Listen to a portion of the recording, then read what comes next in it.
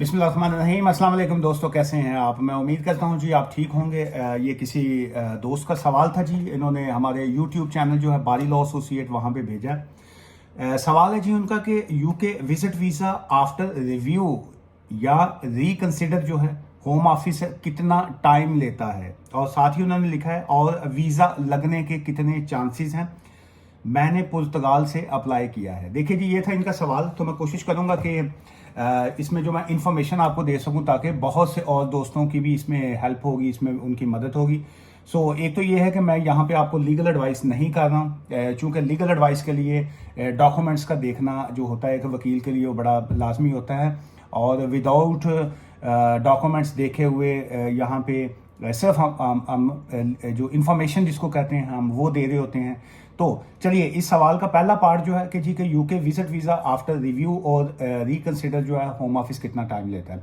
देखिए, सबसे पहला इसमें पॉइंट तो ये आएगा कि आपने जो विजिट वीज़ा अप्लाई किया उसकी रिफ्यूज़ल की वजह क्या आती है। कि एक तो ये है कि हमेशा विजिट वीज़े के दो पार्ट्स होते हैं।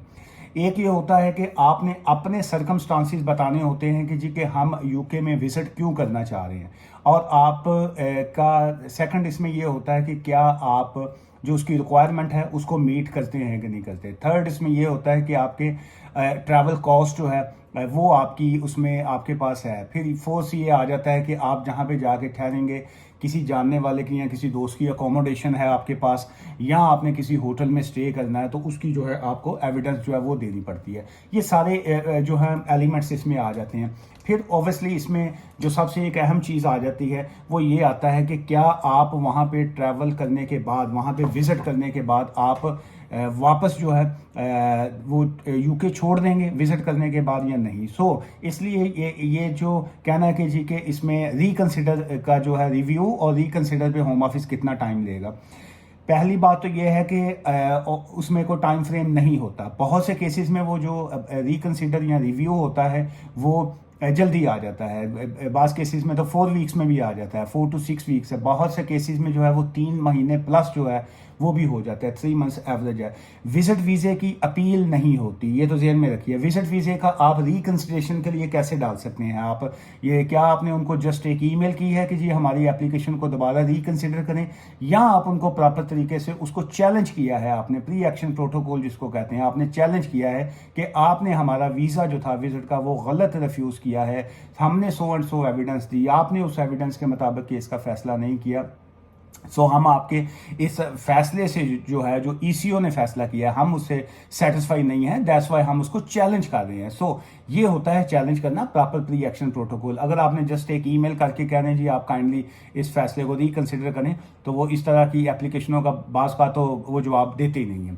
अच्छा, फिर सेकंड आपने कहा जी कि वीज़ा लगने के कितने चांसेस है।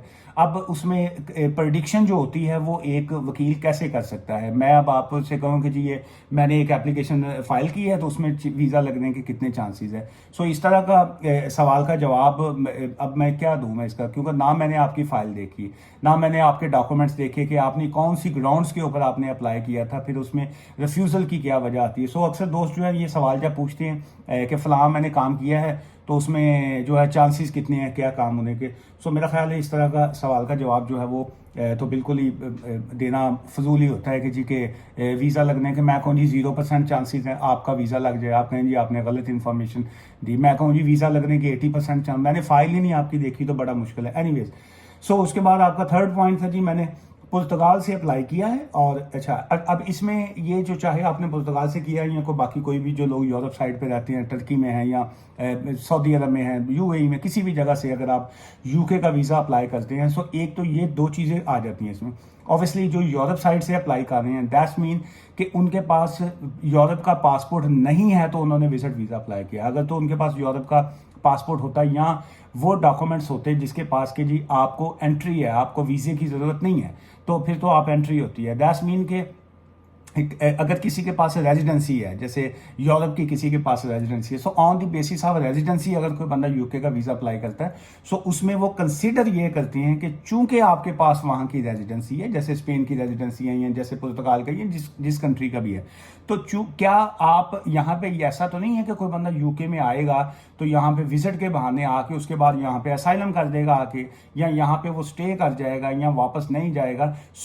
इन्होंने वीज़ा ऑफिसर ने भी यही चीज़ें देखनी होती हैं वीज़ा देते वक्त, जिस वक्त वो वीज़ा देते हैं और जिस वक्त वो रिफ्यूज़ करते हैं, और जब आप उसकी चैलेंज करने के बाद जब आप उसको कोर्ट में लेके जाते हैं मैटर, तब भी उन्होंने यही चीज़ें कंसिडर करनी होती हैं कि क्या हम आपका जो रिफ्यूज़ल थी वो जेन्युइन थी या नहीं थी।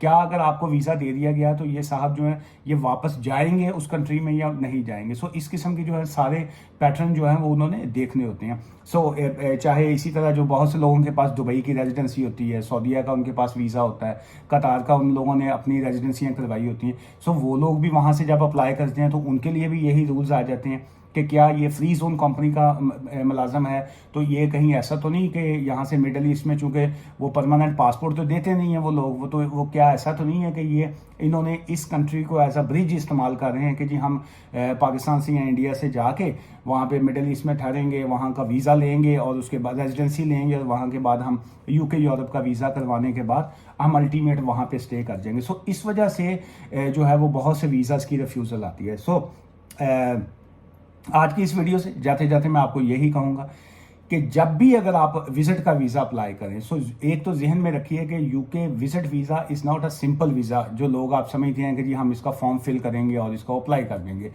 विजिट वीज़ा के अंदर बहुत सी सब कैटेगरीज हैं। फॉर एग्जांपल नंबर 1 इसमें मैरिज विजिटर आ जाता है। अगर आप यूके में मैरिज करने के लिए आ रहे हैं या किसी को देखने के लिए आ रहे हैं तो वहाँ पे आपको मैरिज विजिटर वीज़ा अप्लाई करना पड़ता है। अगर आप इसलिए आ रहे हैं कि आपकी बिजनेस मीटिंग है किसी के साथ, आप चाह रहे हैं कि किसी के साथ कोई एग्रीमेंट साइन करना या इस किस्म की, फिर आपको जो है वो जो बिजनेस विजिटर वीज़ा अप्लाई करना चाहिए।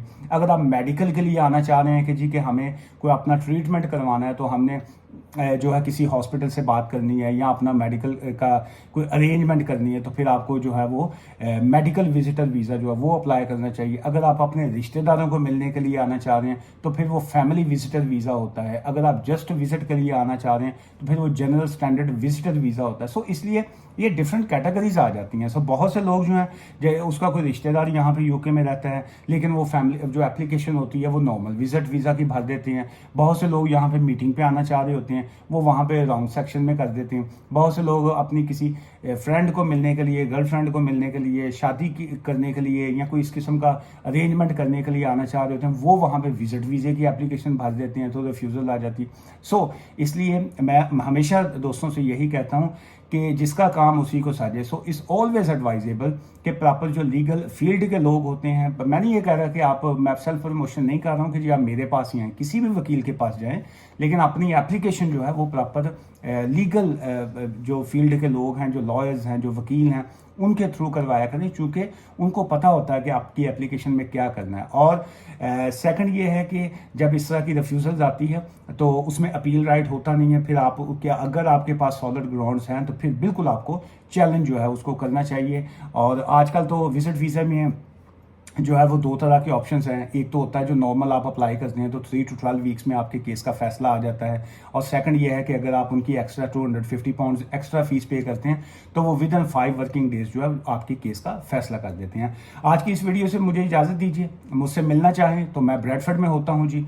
और अगर आप मुझसे फ़ोन एडवाइस लेना चाहें, जैसे बहुत से लोग जो हैं वो पाकिस्तान से होते हैं, इंडिया से हैं या मिडल ईस्ट से, यूरोप में, वो कहते हैं जी हम तो आउटसाइड हैं, आपसे कैसे बात कर सकते हैं। तो मेरे से बात करने के लिए आपको फ़ोन कंसल्टेशन जो है वो आप बुक कर सकते हैं। फेस टाइम है या फ़ोन कंसल्टेशन है, हम कंसल्टेशन की फ़ीस चार्ज करते हैं। आपसे फ़ीस लेने के बाद चाहे आप इंडिया में हैं या पाकिस्तान में हैं तो हम फ्री एडवाइस नहीं देते हैं। बहुत से लोग पाकिस्तान से रब्ता करके कहते हैं जी कि हम तो पाकिस्तान में आपकी फ़ीस पैसे कैसे पे करें, सिर्फ ये वाली बात बता दें। तो हमें बाय लॉ हमें इजाज़त ही नहीं होती कि लीगल एडवाइस जो है वो इस तरह से देना। सो इसलिए अपॉइंटमेंट बुक करना लाजमी है जी। उसके बाद जो है फिर आप बिल्कुल आप खुल के जितना टाइम भी आप बात करना चाहें उस एडवाइस सेशन में बात कर सकते हैं। दुआ में याद रखिएगा।